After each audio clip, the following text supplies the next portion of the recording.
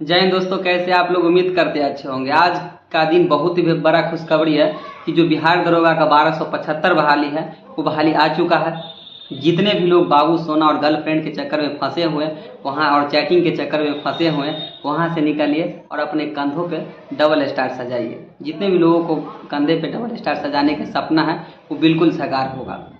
देखिए दोस्त, बहाली वाकई बहुत कम है, मगर आपको इसमें बेस्ट रणनीति के साथ तैयारी कीजिएगा तो ज़रूर आपको वर्दी मिलेगी। तो चलिए दोस्त, इन सारे मुद्दों पे बात करेंगे। वीडियो को पूरा अंत तक देखिएगा। सबसे पहला क्वेश्चन सब लोगों का रहता है कि बुक लिस्ट क्या होना चाहिए। सबसे पहले एक बात बता देना चाहता हूँ कि दोस्त, इस पुलिस का जॉब में टाइम का थोड़ा अभाव रहता है, तब पर भी आप लोगों के लिए वीडियो बनाता हूँ। जो भी लोग नए हैं चैनल को सब्सक्राइब कर लीजिएगा और वीडियो को शेयर कर लीजिएगा, ताकि हम मोटिवेट होते हैं कि आप लोगों को वीडियो अच्छा लगता है तो फिर बनाया जाए। तो चलिए सर्च करते हैं बुक लिस्ट के बारे में। देखिए दोस्त, शुरुआती क्षण में तो हालांकि कोचिंग की ज़रूरत होता है। कहीं भी आप 1-2 महीना, 4 महीना, 5 महीना, 6 महीना क्लास कर सकते हैं, मगर आप उतना टाइम क्लास वगैरह का नहीं है। आप जो चाहिएगा तो नोट्स वगैरह मंगा सकते हैं। तो चलिए सबसे पहले हम बुक लिस्ट के बारे में चर्चा करते हैं। देखिए दोस्त, सही मायने में आप अगर तैयारी करना चाहते हैं तो लूसेंट एक सब्जेक्टिव बुक होता है, एक लूसेंट ऑब्जेक्टिव बुक होता है। सब्जेक्टिव पढ़ लेने के बाद आप ऑब्जेक्टिव में प्रैक्टिस कीजिएगा, बहुत ही ज़्यादा बेनिफिट होगा। इसके अलावा आपको लूसेंट से मात्र 50 क्वेश्चन ही आप सही से बना सकते हैं। 50, 45, 50, इससे ज़्यादा क्वेश्चन आपको लूसेंट से नहीं बनेगा। उसके अलावा क्या करना है तो दोस्त, आपको घटना चक्र पढ़ना है। सब सब्जेक्ट का घटना चक्र आपको नहीं पढ़ना है। आप बिल्कुल पढ़ सकते हैं, क्योंकि अभी जो बिहार दरोगा का फॉर्म है वो 5 तारीख से भराएगा। 1 महीना फॉर्म भराने में चला जाएगा, उसके बाद 1-1.5 महीना के बाद एग्जाम होगा, यानी आपके पास लगभग 75 दिन मिनिमम है। तो इसमें आपको घटना चक्र कौन कौन पढ़ना है। घटना चक्र में आपको एक हिस्ट्री का ले लेना है, ठीक है। उसके बाद एक ज्योग्राफी का ले लेना है और एक पॉलिटी का चाहिएगा तो साइंस का भी ले सकते हैं। और अच्छा से उसका जो घटना चक्र पढ़ने में आपको बहुत मज़ा आएगा। जो ऑब्जेक्टिव दिया हुआ उसके बाद डिस्क्रिप्शन दिया हुआ है उसको पढ़िएगा तो बिल्कुल ही आसान तरीक़ा से आपको समझ में आ जाएगा। इन सब चीज़ करने के बाद आपको सबसे ज़्यादा हमको कमेंट आ रहे थे कि साइंस किस तरह पढ़ना है। देखिए दोस्त, साइंस पहले जो लूसेंट का जो बेसिक है, जो 2 लूसेंट है जो कंबाइंड है, सब चीज़ उसमें फिजिक्स है, केमिस्ट्री है, बायो है। तो आप लोग कहिएगा कमेंट करके, तो हम ये भी बता देंगे कि साइंस में कौन सा टॉपिक इम्पोर्टेंट है, वो आप लोगों को बता दिया जाएगा। तो आप लोग कमेंट करिएगा तो हम उस पर भी वीडियो बना देंगे। तो साइंस आपको पहले फिजिक्स पढ़ना है, फिर बायोलॉजी, फिर केमिस्ट्री। जितना सारा टॉपिक, एक में 12-13 टॉपिक होता है, आप टॉपिक बाय टॉपिक पढ़ते हो और फिर उसको यूट्यूब से ही या कहीं से भी प्रैक्टिस कर लेते हो तो बहुत ज़्यादा बेनिफिट होगा। इन चीज़ों को, साइंस को भी आपको अच्छा से कवर करके जाना है, क्योंकि साइंस से कम 17, 18, 20 क्वेश्चन आता है। सारे सब्जेक्ट को आप एक सिस्टमेटिक ढंग से लगा लीजिए। मिनिमम टाइम 7, 8, 10 घंटा आपको देना पड़ेगा ताकि सब कुछ अच्छा से कवर हो जाए। इन सब के बाद आप फिर करेंट अफेयर्स का मुद्दा आता है।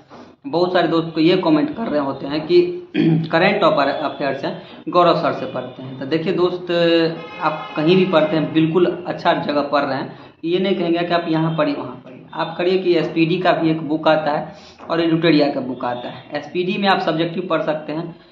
आपको 1 साल तक का करेंट अफेयर्स पढ़ना है तो आप शुरू कर दीजिए पर डे 1 मंथ, या तो पर डे 15 दिन का करेंट अफेयर्स। मंथली दिया रहता है, जनवरी, फरवरी, मार्च, अप्रैल, इस तरह का सब्जेक्टिव दिया होता है। 1 मंथ का पढ़िए पूरा जनवरी का। इसको आप यूट्यूब से हो या कहीं ऑब्जेक्टिव एडिटोरिया से हो करेंट का, उसको प्रैक्टिस कीजिए, तब जाकर आपको याद होगा। करेंट एक बोरिंग टॉपिक है दोस्त, अगर आप अच्छा से उसको नहीं कवर करते हो तो आपको समझ में नहीं आएगा।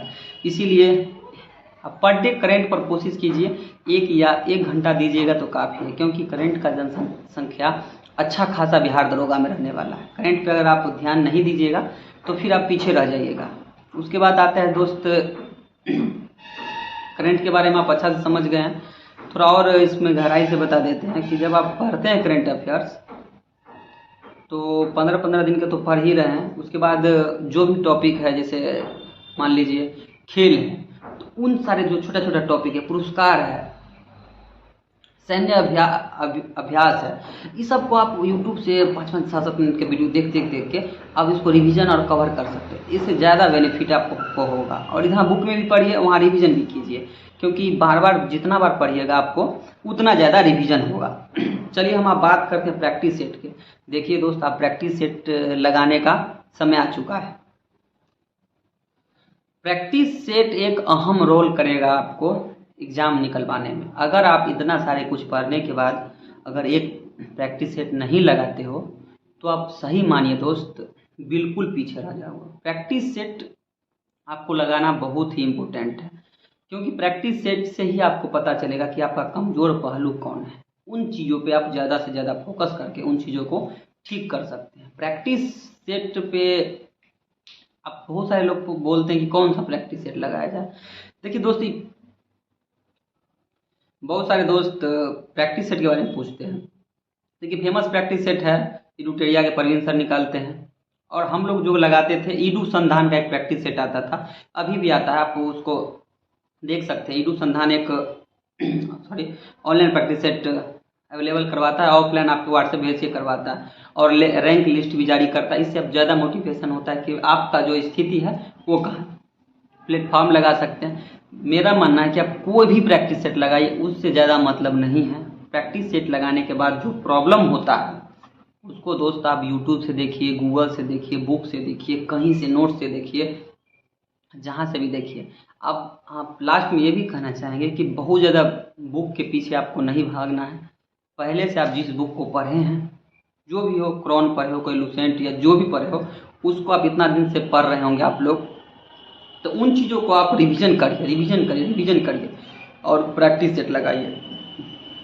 इससे होगा आपका तैयारी बूस्ट हो जाएगा। जो लोग अभी 50, 60, 65, 70, 80 तक आप नंबर बढ़ा सकते हैं, और आपका जो सपना है कि मेरे कंधों पे डबल स्टार लगे, वो ज़रूर पूरा होगा। बस शर्त है आपको अभी बाबू सोना के चक्कर से बचना है दोस्त, क्योंकि लाइफ में आप जब तक सक्सेस नहीं है तब तक आपके कोई साथ देने वाला नहीं, सब टाइम पास चलता है दोस्त। इसीलिए आप सक्सेस हो जाइए, उसके बाद सारे कुछ आपके पीछे आएगा।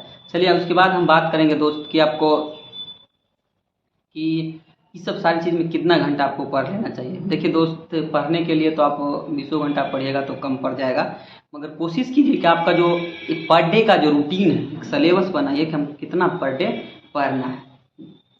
इससे आपको बहुत ज़्यादा बेनिफिट मिलेगा। चलिए, रख हौसला और मंजर भी आएगा, प्यासे के पास चल के समंदर भी आएगा, थक कर मत बैठे मंजिल के मुसाफिर, मंजिल भी मिलेगा और मिलने का मज़ा भी आएगा। चलिए दोस्त, एक और चीज़ भी हम बात करेंगे कि मैथ रीजनिंग के बारे में आपको क्या करना है। बहुत सारे, देखिए दोस्त, मैथ रीजनिंग का आपको अभी से ही, मैथ रीजनिंग अभी नहीं करते हैं तो उतना ज़्यादा फर्क नहीं पड़ता। मैथ आप पर डे, अब एग्ज़ाम आ गया है तो 5-7 तो रहेगा ही। तब कोशिश कीजिए जो प्रैक्टिस सेट में जो मैथ आता है, जिस भी टॉपिक, अगर चक्रवृद्धि भी आ जाए तो आप जाके यूट्यूब से सर्च करके 8 सवाल बहुत सारे लोग पढ़ा हैं, उसको सर्च करके आप बना सकते हैं। या बहुत सारे दोस्त जहाँ कोचिंग वगैरह में कहीं ना कहीं मैथ पढ़े हैं, उसको आप प्रैक्टिस कर सकते हैं। क्योंकि मैथ रीजनिंग आप छोड़ के जाओगे, कितने सारे आप नंबर ले आओगे, तो मैथ रीजनिंग जब तक आपका सही नहीं होगा तो आप एक अच्छा खासा स्कोर नहीं कर सकते। इसीलिए मैथ को नहीं छोड़ना है, थोड़ा थोड़ा आगे से प्रैक्टिस करते रहना है, क्योंकि एग्ज़ाम 2 महीना में आपको एग्ज़ाम ले लेगा। तो इसीलिए दोस्तों, कभी कोई भी प्रॉब्लम हो तो आप कमेंट कर सकते हैं, और आपको पता